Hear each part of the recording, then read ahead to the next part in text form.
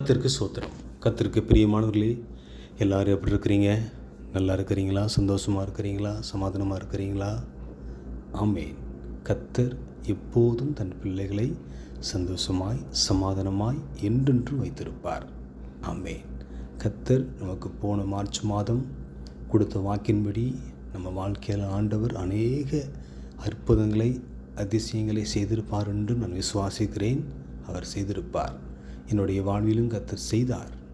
நான் ஒன்றுக்கும் கவலைப்படாமல் எல்லாவற்றையும் குறித்து நான் தேவனுக்கு தெரியப்படுத்தினேன், சொன்னேன். கர்த்தர் என்னுடைய வாழ்க்கையில், குடும்ப வாழ்க்கையில், ஊழிய வாழ்க்கையில் ஆண்டவர் சந்தோஷத்தையும் சமாதானத்தையும் தந்து தேவன் நடத்தினார். போன மாதம் முழுவதும் சமாதானம், சந்தோஷம் என் மனசில் ரொம்ப ஆனந்தமாக இருந்தது. உங்களுக்கும் தேவன் அப்படியே சந்தோஷத்தையும் சமாதானத்தையும் தந்து உங்களை வழி நடத்தியிருப்பார் என்று நான் விசுவாசிக்கிறேன், நம்புகிறேன். இந்த ஏப்ரல் மாதம் ஆண்டவர் நமக்கு வாக்குத்தத்தமாக ஒரு வாக்கை நமக்கு ஆண்டவர் கொடுக்கிறார். யோசுவா 1:9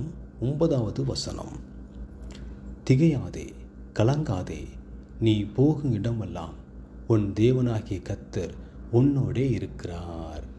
பிரியமானவர்களே, இந்த ஏப்ரல் மாதம் நம்ம ஏசப்பா, நம் தேவன் எப்போதும் நம் கூடவே இருக்கிற ஒரு மாதமாக இருக்க போகிறது.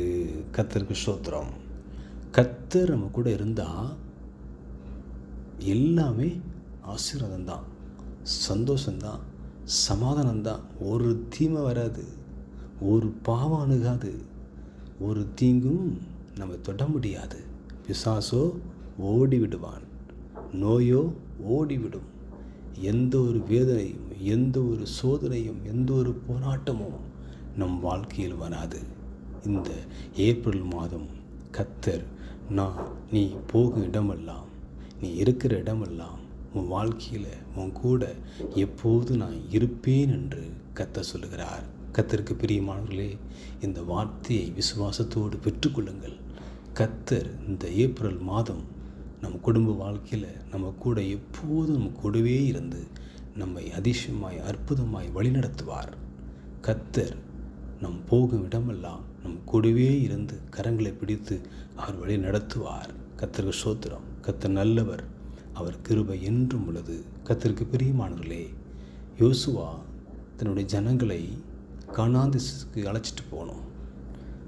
அதுக்கு முன்னாடி அவன் யோசித்திருப்பான், பக்கத்தில் யோர்தான் நதி இருக்கிறது, பக்கத்தில் எரியோ கோட்டை இருக்கிறது, கானான் தேசம் போகிறதுக்கு முன்னாடி அநேக எதிரிகள் திரளாய் நிற்கிறாங்க, எப்படி நான் போகிறேன், என்ன பண்ண போகிறேன் என்று திகைத்து நிற்கும்போது தான் கர்த்தர் யோசுவாவை நோக்கி சொல்லுவார், நான் மோசையோடு இருந்தது போல நான் கூட இருப்பேன், உன்னை விட்டு விலகுவதும் இல்லை, உன்னை கைவிடுவதும் இல்லை, நீ போகும் இடமெல்லாம் உன் கூட இருப்பேன், தைரியமாயிரு, சோர்ந்து போகாத, கவலைப்படாத, நான் கூட இருப்பேன் என்று சொல்லி தைரியப்படுத்தினார். கர்த்தருக்கு பிரியமானவர்களே, நம்முடைய வாழ்க்கையிலும், நம்ம ஓடுகிற வாழ்க்கையில், நம்ம நோக்கத்தில், ஒவ்வொரு காரியத்திலையும் கர்த்தர் நம்ம கூட இருந்து நம்மை வழி நடத்துவார் என்று கர்த்தர் சொல்லுகிறார். நம் வாழ்க்கையில் அநேக போராட்டங்கள், பிரச்சனைகள், சோதனைகள், ஆமாம், துக்கங்கள், கண்ணீர் எல்லாம் வரலாம். என்ன வந்தாலும், எது நடந்தாலும் கர்த்தர் அதையெல்லாம் நீக்கி, கர்த்தர் எல்லா தடைகளையும் நீக்கி, எல்லா போராட்டங்களையும் நீக்கி, நம் போகும் இடமெல்லாம், இருக்கும் இடமெல்லாம் கர்த்தர் நம்மை தாங்கி கரம் பிடித்து வழிநடத்தி சந்தோஷமாய் சமாதானமாய் நம்மை அழைத்து செல்வார். கர்த்தருக்கு ஸ்தோத்திரம். இந்த வார்த்தையின் பிரகாரம் இந்த ஏப்ரல் மாதம் முழுவதும் கர்த்தர் நம் கூடவே இருந்து நம் கரங்களை பிடித்து அதிசயமாய் அற்புதமாய் வழிநடத்துவார். ஆமென்.